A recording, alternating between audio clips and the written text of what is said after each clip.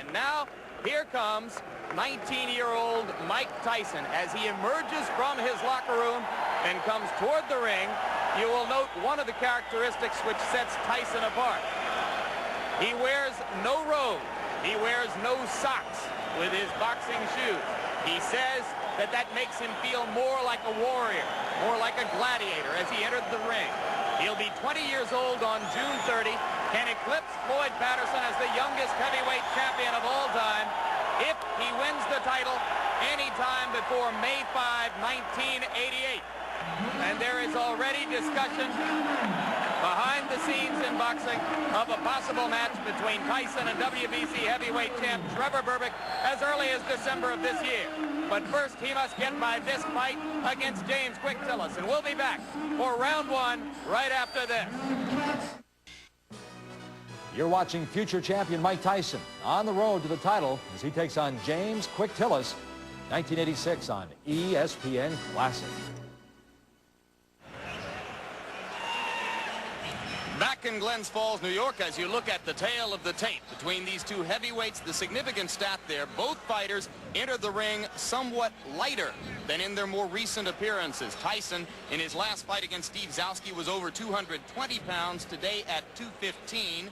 And Tillis, in his most recent bout with Terrell Biggs on January 25, fought at over 214 pounds. Today he is 207 3/4. The referee is Joe Cortez. There are 3 judges who will score the fight on the round system with supplemental point scoring in case of a draw. 3 knockdown rule is in effect. No standing 8 count. The mandatory 8 count is in effect. Tyson in the black trunks and James Quick Tillis in the white. Customarily, Mike Tyson does not feel his opponents out in round one. He tries to take them out. He tried to take Quick Tillis out with that first punch he threw, and Tillis showed why he may be a little bit different. He moved right out of the way of it, and Mike missed by quite a bit. The key to the fight will be Tyson cutting off the ring and pinning Tillis in corners and on the ropes like he did right there.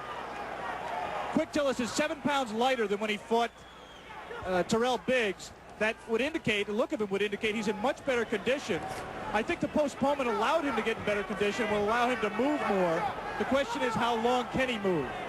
His record is he's dangerous early, Jim. Can hurt you with either hand early in a fight, but has always faded and tired badly.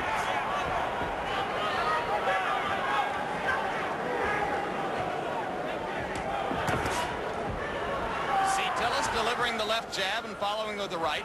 He is not running away from Tyson, and Tyson goes to work on the body. Some say that what sets Tyson apart is the intensity and the effect of his attack to the body. It is amazing to see such a young fighter understand so well the importance of body punching. Generally, it takes a veteran to understand that by punching to the body, you can take all that movement away from James Tillis, and that's what Mike Tyson plans to do. You saw Tyson with the left hook splitting Tillis's guard and getting the punch through moments ago as he had Tillis in the corner. Joe Cortez, the referee, the only one of the 3 judges in Las Vegas a few weeks ago who scored the Larry Holmes-Michael Spinks fight in favor of Holmes. That was an excellent right uppercut by Quick Tillis, which is a punch that should be effective against someone who comes in burrowing in like Tyson does. For some reason, Tillis landed. He was so shocked he grabbed.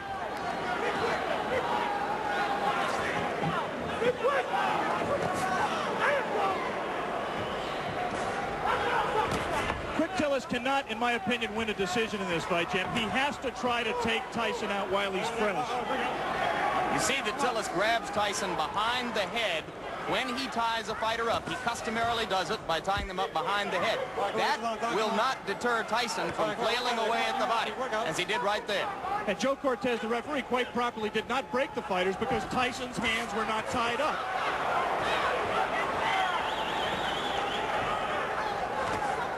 Again, the right uppercut just missed that time by Tillis. Late in round one, a round in which Tillis has not acquitted himself too badly, as he has managed to stay away from Tyson's thunderbolts, although he just took a right hand. We'll be back.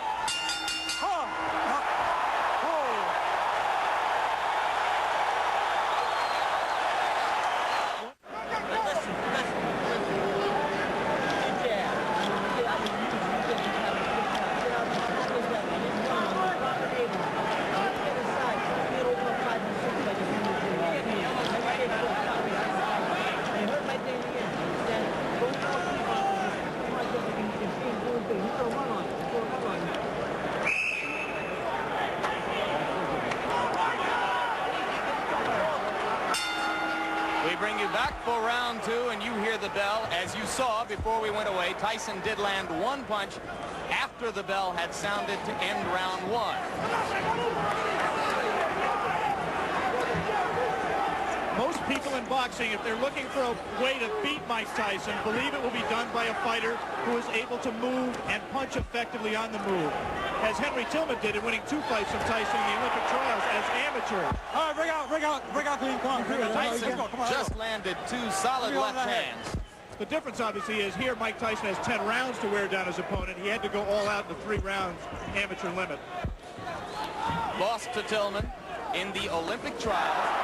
Right hand lands flush on the cheek of Quick Tillis, but that was an extended right hand. He was not in close enough to do maximum damage. Yeah, but he's not letting go of Mike Tyson. He might be shaking his hand, which generally means that he was hurt by the punch, even though it was, as you say, extended.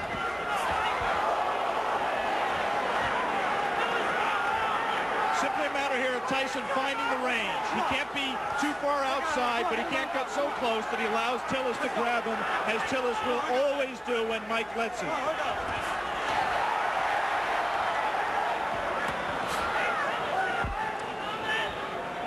Tyson can be hit. He was openly disappointed with the number of times that Steve Zowski landed on him in his last fight. Any custom auto-trained fighter prides himself on his defense. And Mike really was disappointed that Zowski hit him with some right hands, really silly right hands that he should not have been hit with. It was just a loss of concentration. The right hand by Tillis was blocked there.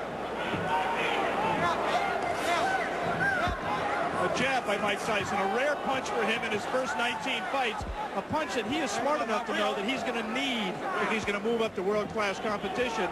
He's been using it more in training and says we'll see a lot more of it in this fight. He just tried it there until Tillis knocked down 2 of them.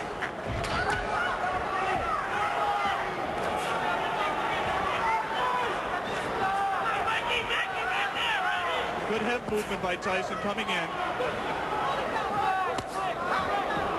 For the moment, Tyson is not nearly as busy as he has been in some of his previous fights against much lesser opponents. No doubt a sign of the respect that he must have for a fighter of Tillis' experience. There's the punch that, in my opinion, is going to win the fight for Tyson. It's that right hand to the body. He won't knock Tillis out with it, but he will wear him down and bring his hands down so he can land punches to the head. He got him with the left. And you saw Tillis staggering backward momentarily.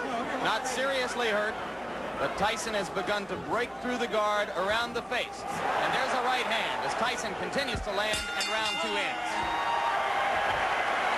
Okay.